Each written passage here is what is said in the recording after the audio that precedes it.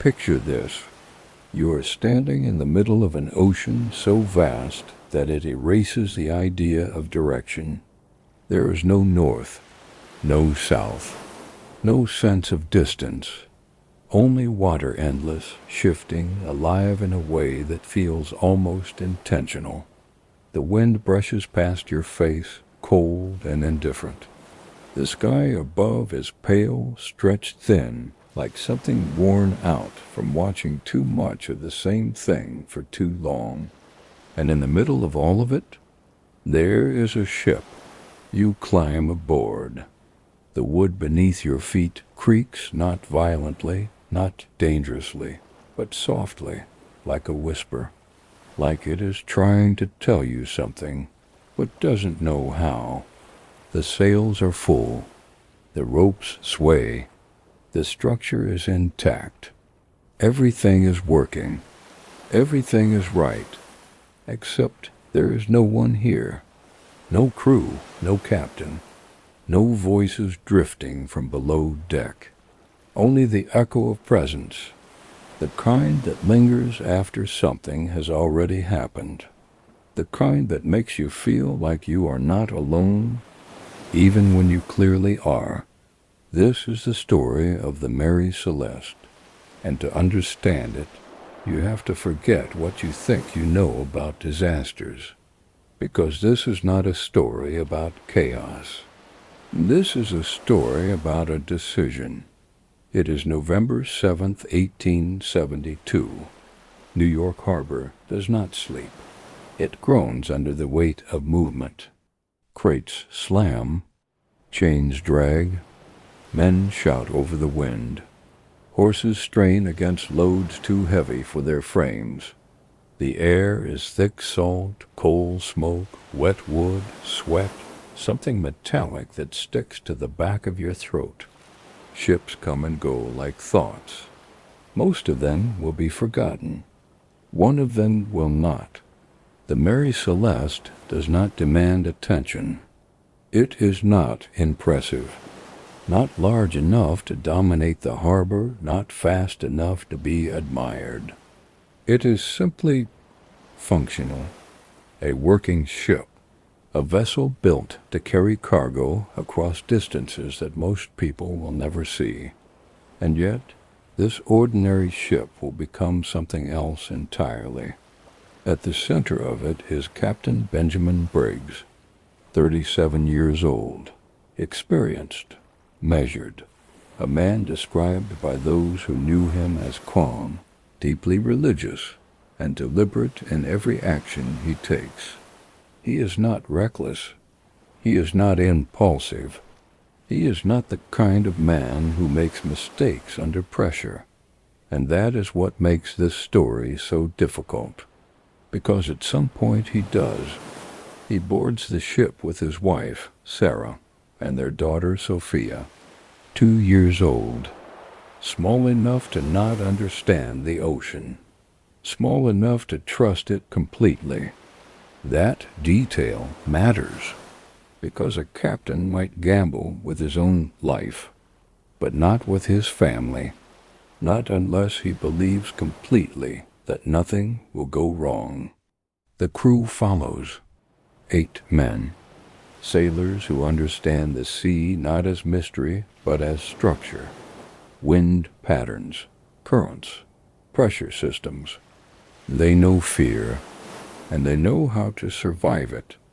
The cargo is loaded, barrel after barrel, over 1,700 in total, industrial alcohol, clear, silent, dangerous in ways that do not announce themselves.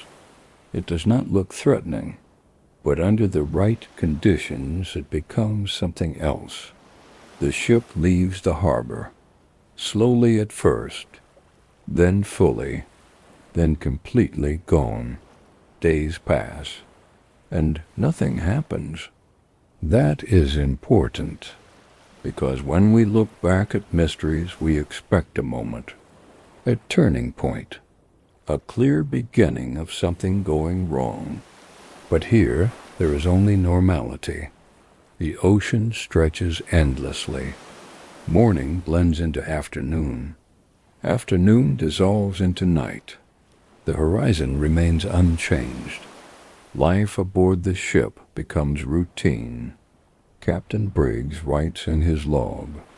His handwriting is steady, controlled, every entry precise.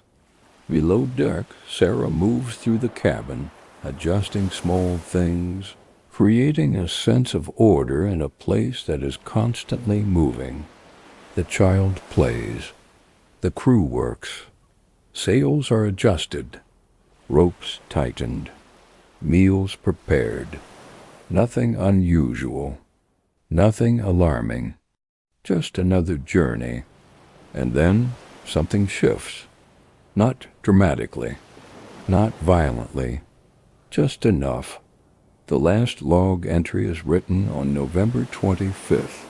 The position is recorded near the Azores. The handwriting is calm. The tone is ordinary. There is no mention of danger. No hint of fear. Just another entry in a routine that has already begun to feel predictable. And then it ends. No explanation. No final note. Just silence. Now imagine a different ship. December 4th, 1872. The Dei Gratia cuts through the Atlantic. Its crew scans the horizon, not expecting anything, just watching. And then they see it. A ship, drifting, not sinking, not broken, just drifting. At first it seems normal. Ships drift sometimes, but something feels wrong. There is no signal, no movement, no response.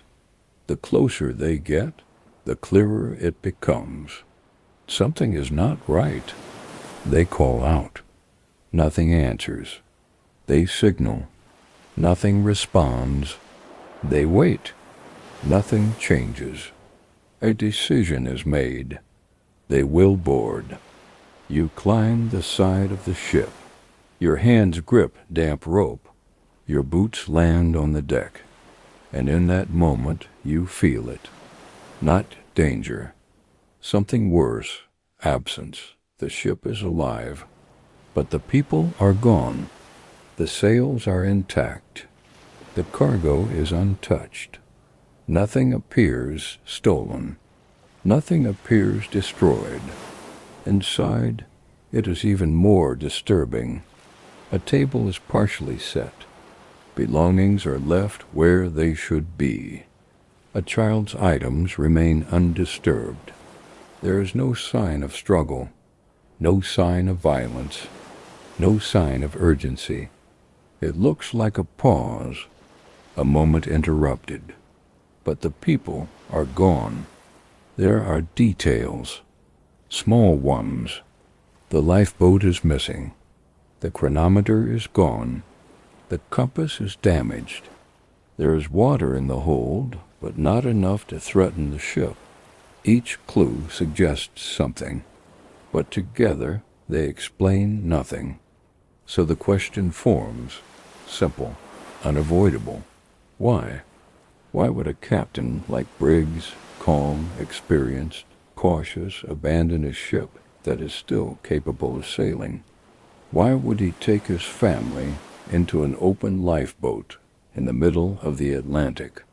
The answer may begin with something you cannot see. The cargo, alcohol. It does not need to explode to create fear. It only needs to suggest that it might. Imagine standing below deck. The air feels different, heavier. There is a smell, not strong but wrong. Then a sound, a dull, contained pressure. Not an explosion, but something close enough. The ship does not break, but the idea of what could happen does. And in that moment, fear becomes logic. The captain makes a decision. Lower the lifeboat. Move away from the ship, just far enough to be safe. Attach a line. Stay close. Wait. It is not panic. It is calculation. It is a decision that almost makes perfect sense. But the ocean does not follow plans. A gust of wind, a shift in current, tension on the rope, and suddenly the connection is gone. The ship drifts, or the lifeboat does. It does not matter, because now they are separate. Imagine that moment. You are in the lifeboat. The ship is still there, close, visible, reachable, but not quite. You try to move toward it, but the ocean moves you instead. The distance grows, slowly, then permanently, and just like that, you are no longer part of the ship. You are part of the ocean. The Mary Celeste continues, empty, silent, unaware that it has already become something else. Days pass, weeks. The ocean takes everything else. No lifeboat is ever found. No bodies, no message, no trace, only the ship remains. And that is what makes this story endure. Not what happened, but what almost makes sense. Because the most terrifying decisions are not the irrational ones. They are the ones that feel correct in the moment. And somewhere in the middle of an empty ocean, a captain made one of those decisions. And it was the last one he ever made. The ocean did not argue. It did not explain. It simply continued. And the ship was left behind.